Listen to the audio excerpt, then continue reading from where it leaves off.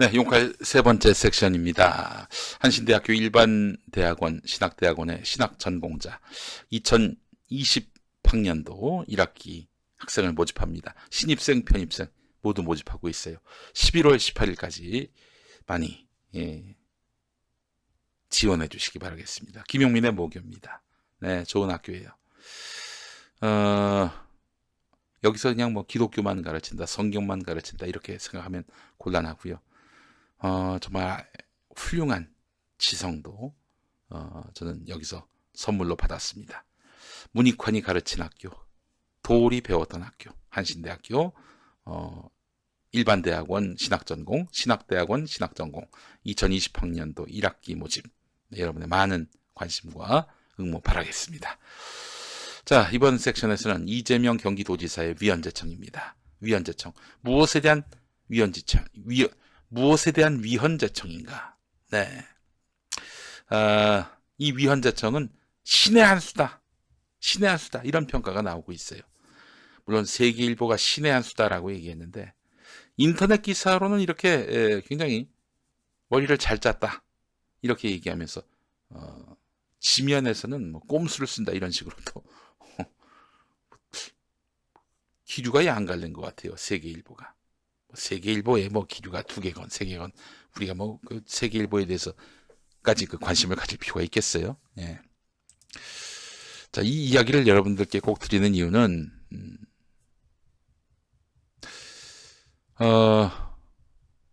이 우리나라 민주주의가 심대하게 위협받고 있기 때문입니다. 한신대가 어딨냐고 물어보시는 분이 있는데 이저 지금 공고가 난 일반대학원 신학대학원은 서울 수유동에 있습니다. 수유동에 있어요. 예.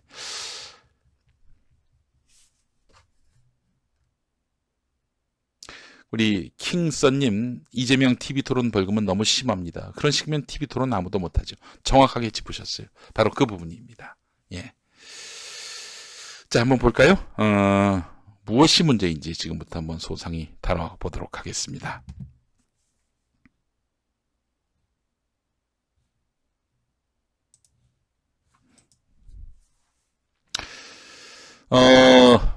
오늘 경향신문이 일면에서 다뤘는데요. 이재명 지사 측은 공직선거법 250조 1항 허위사실 공표죄 규정에 담긴 행위와 공표라는 용어의 정의가 모호해서 헌법상 명확성의 원칙 등에 반한다고 주장합니다. 이 진짜 역시 그 대단한 법률가들의 그런 그 문제인식이 느껴지는 그런 부분입니다. 서울이 아니라 수원고등법원 그 임상기 부장판사가 9월 6일 이재명 지사에 대한 항소심 선고 공판에서 친형 강제 진단과 관련한 공직선거법 위반 혐의를 유죄로 판단해서 벌금 300만 원을 선고했는데 이재명 지사가 강제 입원 절차를 지시하고 보고받은 사실이 있음에도 TV 합동 토론에서 친형 강제 입원 절차 개시에 관여하지 않았다라고 말한 것은 선거인의 공정한 판단을 오도할 정도로 사실을 왜곡해서 허위 사실을 공표했다. 이게 이제 임상기 판사 주장이에요. 경기도지사 선거를 위한 TV 토론에서 형님을 정신병원에 입원시키려고 하셨죠? 라는 질문에 대해서 저는 그런 일이 없습니다. 라는 답변이었는데 아니 형님을 정신병원에 입원시키려고 했다? 그러니까 여기서의 질문의 맥락은요. 다시 얘기하지만은 질문의 맥락은 강제로 정신병원에 입원시키려고 했느냐 이런 질문입니다. 그건 안 했죠. 강제 입원시킨 분은 바로 이재명의 형 이재선 씨의 가족입니다. 그 일에 대해서 이재명 지사가 아니라고 얘기한 거예요. 이재명 지사는 이 TV 토론에서 보는 각도에 따라서는 임상기처럼 아주 악의적으로 이렇게 이재명을 죄인으로 엮으려고 한 사람의 경우는 이걸 거짓말한 것이다라고 말할 수 있을지 몰라도 그러나 또 다른 각도에서 보면은 맞는 얘기를 한 거예요. 다툼과 또한 해석의 논란 여지가 있음에도 불구하고 그럼에도 불구하고 일방적인 심지어 뇌피셜까지 돌려가면서 이재명 지사를 죄인으로 만들어가지고 1350만 경기도민으로 하여금 다시 투표하게끔 만드는 이런 결정을 내렸단 말이에요. 일개인의 뇌피셜로 인해서. 이 지사 측근은 위헌 법률 심판 제청의 핵심은 하지도 않은 발언에 대해서 한 것과 마찬가지라고 죄를 씌우는 것은 위헌이다. 이렇게 말했어요. 실제로 말씀드렸습니다만 이재명 지사는 강제 입원을 시키려 한 적이 없어요. 진단을 받게끔 했던 것이죠. 그러나 지금 하지 않은 발언을 갖고 한 것과 마찬가지다라면서 임상기 판사가 그렇게 죄를 씌운 거예요. 이재명 지사에 앞서서 헌법소원을 낸 민주당 지구당 위원장들도 항소심 후보자 간 토론회 당시 강제 입원 절차 개시에 전혀 관여하지 않았다라는 표현을 한 적이 없음에도 사정을 종합적으로 유추해서 이 지사가 일부 사실을 숨긴 것은 허위사실의 공표라고 해당한다고 본 것이라면서 말을 했는데, 제가 정리를 다시 한번 할게요. 이게 복잡하니까요. 사람들이 복잡하니까 그렇게 자기가 멋대로 판결해도 된다라고 판단하고 이재명 지사에 대해서 정말 정치 생명을 끝장내는 판결을 내렸다고 봅니다. 자, 이 첫 번째가 있는데, 첫 번째 그게 뭐냐면은 어떤 사람이 있어요. 자기가 시장이고 그 시민이에요. 근데 이 사람이 아무래도 좀 정신적으로 문제가 있어요. 실제로 그 형이 정신적으로 문제 있다는 것은 임상기 판사, 2심 판사도 인정을 했어요. 그러니까 멀쩡한 사람을 정신병자로 몰아서 감옥이 아니라 정신병원에 집어넣으려고 했다. 이게 검사들이 주장했던 바거든요. 그거는 1심도 그렇고 2심도 있고 다 탄핵시켜버렸어요. 문제는 있어요. 이 형은 정말 정신병력이 있고 또 심각한 그 진단과 치료가 필요한 인물이라는 점을 1심, 2심 모두 인정했어요. 다만 이제 사건이 두 가지가 있습니다. 이재명 지사 관련해서, 이재명 시장 당시 형님과 관련해서 사건이 두 가지가 있는데, 첫 번째, 이 형님이 아무래도 이상한 짓을 하고 다니니까 이 형님을 강제 진단을 해서 정말 아픈 게 맞다면은 치료를 좀 하게끔 하려는, 시장이 그런 명령을 할 수 있거든요. 그게 첫 번째고, 두 번째, 이 형이 강제로 실려가서 강제 진단을 받았어요. 그래서 입원을 했어요. 이 두 가지 사건이 있습니다. 자, 요거는 이재명 지사가 관여를 했습니다. 근데 두 번째 거, 실제로 정신병원에 입원한 것은 사실이지만 이거는 이재명 지사가 관여하지 않았어요. 요거는 그 집, 그러니까 이재선 씨의 가족이 강제 입원을 시킨 거예요. 워낙 아픈 구석이 많으니까. 자, 그렇다면 이 두 개 중에서 지금 이 강제 입원시켰다, 이 부분은 이거에 해당하죠? 이재명 지사 관여 안 했죠? 그리고 강제 진단 절차에 돌입했다, 요거는 했습니다. 요거는 이재명 지사가 했다고 그랬고 TV 토론에서도 그렇게 말했어요. 이 두 가지 사실이 있어요. 그런데 지금 이 건과 관련해서 경쟁자 김영환 씨가 이재명 지사한테 형님을 정신병원에 입원시키려고 했죠? 라고 하면 이재명 지사가 뭐라고 얘기합니까? 그런 적 없는데요. 라고 얘기했겠죠. 사실을 얘기한 겁니다. 그런데 지금 임상기 판사는 말이죠. 임상기 판사는 이거를 이재명이 부인한 게 아니라 이거를 이재명이 부인했다. 이렇게 몰고 가고 있는 겁니다. 이해가 되셨죠? 그러니까 이 두 가지가 비슷하니까 많은 사람들이 혼동할 거 아니에요. 사정을 모르는 사람들은 이 두 가지가 하나인 줄 알고.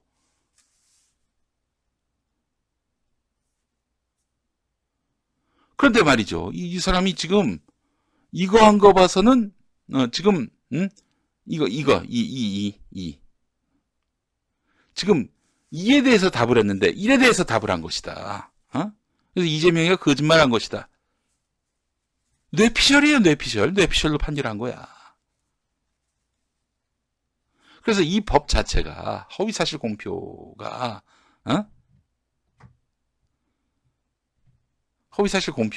이거 문제가 있는 거예요. 지멋대로 그냥 자기가 뇌피셜을 돌려가지고, 판사가 뇌피셜을 돌려가지고 이 사람이 요거에 대해서 답한 거겠지 하고 슬쩍 끌어와가지고 이걸 하나의 사건으로 만들어버리는 거죠. 이게 위헌 소지가 있다라고 보는 건데, 사실 이렇게 헌법재판소에다가 위원에 대해서 심판해 달라라고 요청을 했어요. 그러면은 대법원이 이걸 보고 그래 한번 위원 심판 한번 받아보자. 이렇게 이제 오케이 한다면은 그러면은 이제 재판이 아주 크게 지연이 되겠죠. 길게는 1, 2년 지연이 될 수가 있습니다. 그러면 대법원 판결은 이재명 지사가 임기를 다할 때쯤 나올 가능성도 있어 보이는데 지금 대법원 판결은요 구조상 보면은 어떤 구조를 보더라도 2심에서 불리한 판결 받은 사람들이 3심 가서 구제받을 길이 크지 않아요. 1심, 2심은 사실에 대한 판결을 하기 때문에 1심에서 예를 들어서 뭐 10년형 받았다 그러면 뭐 2심 가서 5년형, 1년형 혹은 무죄 이렇게도 받을 수 있는데 2심에서 당선 무효형 받았다? 그러면 3심 가서는 이 판결 자체가 잘못됐어. 아니면 그래 오라. 이 둘 중에 하나만 선택하게 돼 있거든요. 그러니까 굉장히 위태로울 수가 있는 거예요. 12월 중순쯤에 결론이 난다고 그러는데 그래서 이 시간 확보를 위한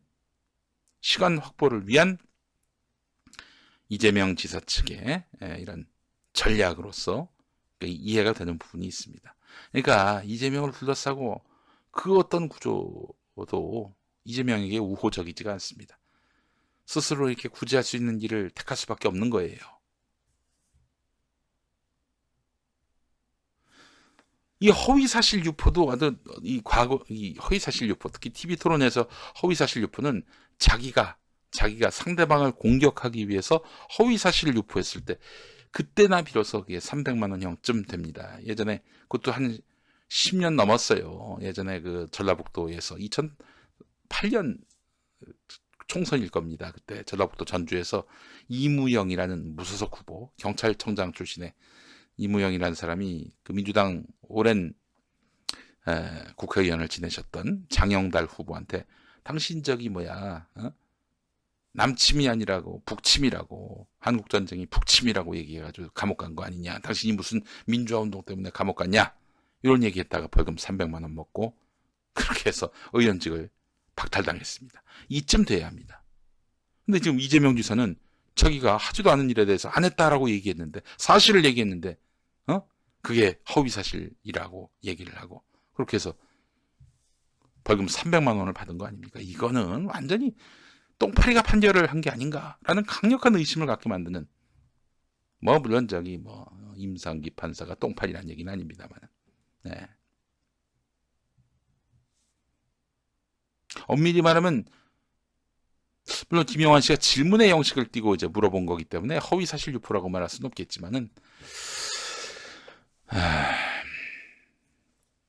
그렇습니다. 이 상황이 이렇게 됐어요.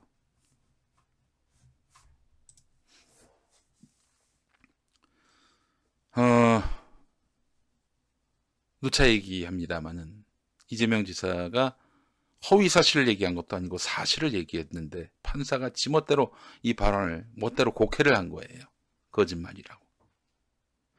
참 너무 안타까운 건 뭐냐면은 TV 토론회에서 그러면 헛말하면은 다 그냥 국회의원직이든 도지사직이든 시장직이든 날릴 수 있겠네? 이런 판단이 서지 않습니까? 박상철 경기대학교 정치전문대학원 교수의 칼럼을 한번 보겠습니다. 지난 금요일자 경향신문에 실린 건데요.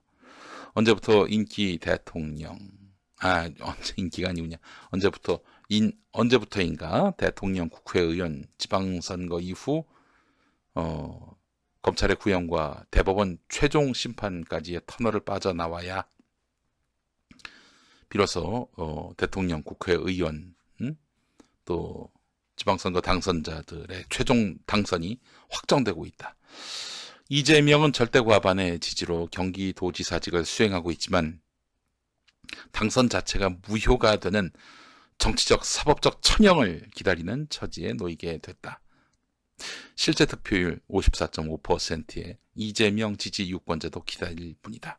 이재명 항소심에는 그게 악마적 해석과 대법원 선례 이탈이라는 두 가지의 심각한 사법정의 파회 부분이 있다. 파손하고 그리고 훼손한 파회 부분이 있다. 큰형 이재선 씨에 대한 진단 시도를 한 것은 사실이지만 직권을 남용해서 강제 입원을 지시한 적은 없기 때문에 무죄였던 1심이 진단 시도와 앞서 얘기했던 이거와 그리고 이거를 구분하지 않은 진단 시도와 강제 입원 진행을 구분하지 않은 논리적 모순으로 항소심에서 당선 무효로 번복되었다. TV토론에서 형님을 정신병원에 입원시키려고 하셨죠? 라는 질문에 저는 그런 적이 없습니다. 라는 답변이 악마의 해석을 거치면서 졸지에 공직선거법상 허위사실 공표죄가 돼버린 것이다. 특히 미리 준비한 연설의 경우와 달리 후보자 사이에서 주장과 반론, 질의와 대답에 대한 공방이 즉흥적, 계속적으로 이루어지는 TV 합동토론회에서는 일부 부정확한 표현이 있더라도 허위사실 공표죄가 성립하지 않는다는 대법원 판례를 무시한 무리한 판결이었다. 울산교육감 선거에서 울산교육감 후보였던 분이 나는 한국노총 공식 지지 후보다 이런 얘기를 했습니다. 공식 지지 후보 아니었어요. 명백한 허위 사실이었어요. 그럼에도 불구하고 무죄 이렇게 나온 그렇게 해서 확정된 판례가 있습니다. 2007년 대법원은 판결문에서 민주주의에서 언론의 자유는 가장 기초적이고 기본권이고 선거 과정에서도 충분히 보장돼야 한다. 선거 재판에 대한 정무적 판단 기준과 철학을 명시한 바 있다. 이에 이재명 항소심이 사법정의를 파회한 부분이 대법원 선례구속의 원칙을 위배한 것이고 동시에 대의민주주의의 근간을 흔들 수 있기에 심각하다. 여러분 말이 좀 어려운데요. TV토론에서 만약에 어쩌다 헛말을 했어요. 시간은 제약돼 있고 이런 토론 과정이 주로 싸움이잖아요. 화기애애한 덕담만 주고받는 그런 토론이 어디 있습니까? 죽이고 살리는 싸움인데 거기서 헛말 좀 했다고 그걸 바로 허위사실 공표로 해서 엮어서 그렇게 직무를 박탈한다. 그 선거민주주의 머리 위에 판사의 뇌피셜이 있는 것이죠. 검사의 뇌피셜이 있는 것이죠.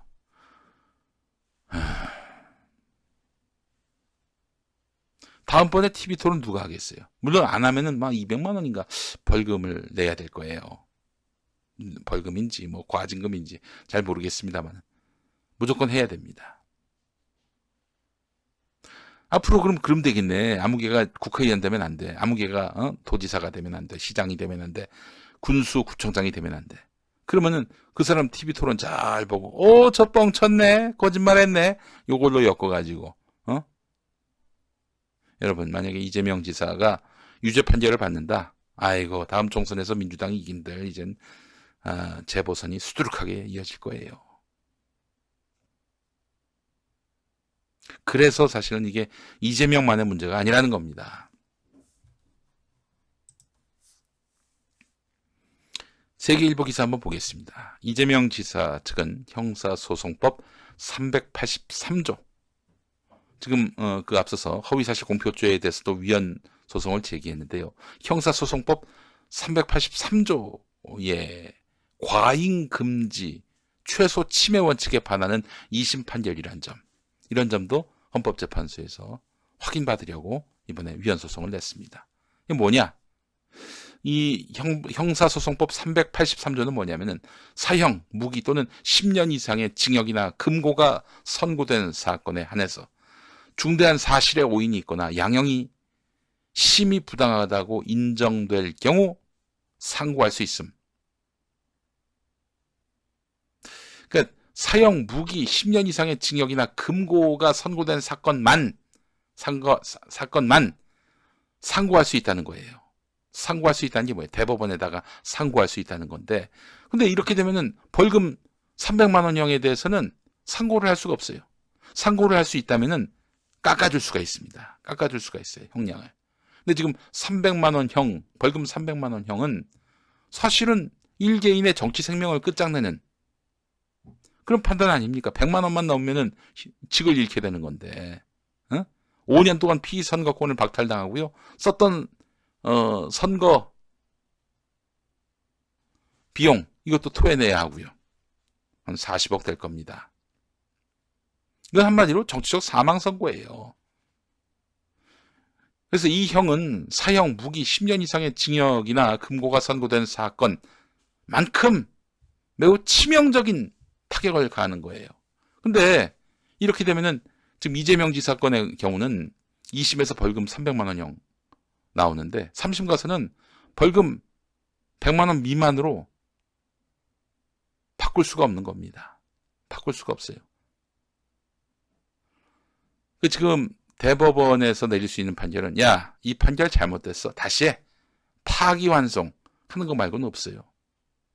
근데 이제 대법원에서 형을 깎아줄 수도 있습니다. 그게 바로 사형, 무기 또는 10년 이상의 징역이나 금고가 선고된 사건입니다. 지금 이재명 지사가 2심에서 받았던 300만 원 형, 그거는 깎아줄 수 있는 여지가 없는 거예요. 그런데 지금 이재명 지사는 정치인에게 선거법상 벌금 100만 원 이상의 형은 직을 잃는 것은 물론이고 5년간 피선거권을 박탈당하는 등 사실상 정치적 사망 선고다.